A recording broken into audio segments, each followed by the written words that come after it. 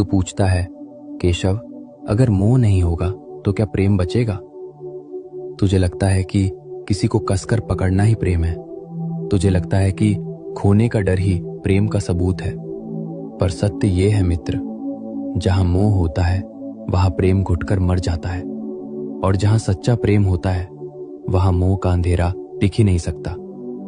आज मैं तुझे प्रेम और मोह के बीच की वो बारीक रेखा दिखाऊंगा, जिसे समझने के बाद तेरे रिश्ते कभी तुझे दर्द नहीं देंगे।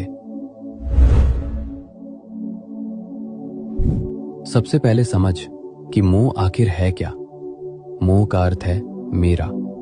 जब तू किसी इंसान से प्रेम नहीं करता बल्कि उससे मिलने वाले सुख से प्रेम करता है, वो मोह है।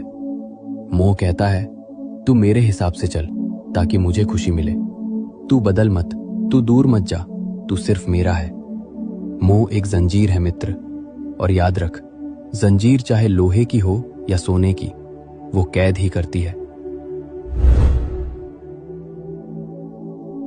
तो फिर प्रेम क्या है? मोह मांगता है, तुझसे मुझे खुशी चाहिए। प्रेम देता है, मैं तेरी खुशी में खुश हूं। मोह एक भिखारी है जो हमेशा डरता है कि मेरा क्या होगा।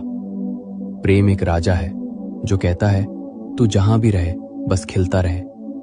जब तू फूल को पसंद करता है तो तू उसे तोड़कर जेब में रख लेता है और वो मर जाता है। पर जब तू फूल से प्रेम करता है तो तू उसे पानी देता है और उसे पेड़ पर ही रहने देता है। पूछ अपने आप से, तू तोड़ना चाहता है या खिलाना चाहता है? अब तेरे मन में वही सवाल है, केशव, ये सुनने में अच्छा है, पर क्या ये संभव है? अगर मेरा बेटा, मेरी पत्नी या मेरा प्रिय मुझसे दूर जाए तो क्या मुझे दुख नहीं होगा? दुख होगा मित्र, शरीर के स्तर पर पीड़ा होगी, पर मोह मुक्त होने का मतलब पत्थर दिल होना नहीं है। मोह मुक्त होने का मतलब है सच्चाई को स्वीकार करना। ये स्वीकार करना कि ये व्यक्ति मेरे जीवन में एक उपहार है, मेरी संपत्ति नहीं।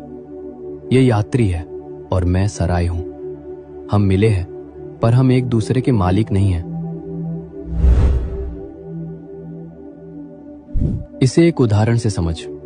रिश्ते रेत की तरह होते हैं। अगर तू अपनी मुट्ठी कसकर बंद करेगा तो रेत उंगलियों से फिसल जाएगी और तू खाली हाथ रह जाएगा। लेकिन अगर तू अपनी हथेली खुली रखेगा तो रेत वहीं टिकी रहेगी। सच्चा प्रेम खुली हथेली है। तू दूसरे को उड़ने की आजादी देता है, और आश्चर्य देख, उस आजादी के कारण ही वो बार बार तेरे पास लौट आता है।